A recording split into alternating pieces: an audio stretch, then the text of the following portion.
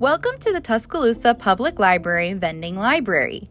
To use the vending library, scan the barcode on the back of your library card.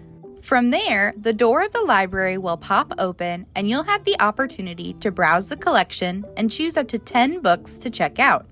Just be sure to return the ones you don't want to check out back to the machine. Next, close the door of the library tightly and wait a few moments for the machine to scan the shelves and register which books you've decided to check out. The machine will then ask if you'd like a print or digital receipt that includes your return by date.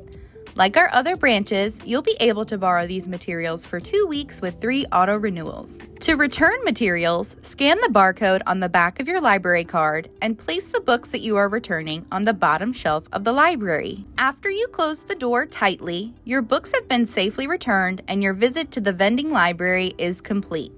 Thank you for visiting the TPL Vending Library, and we hope to see you again soon.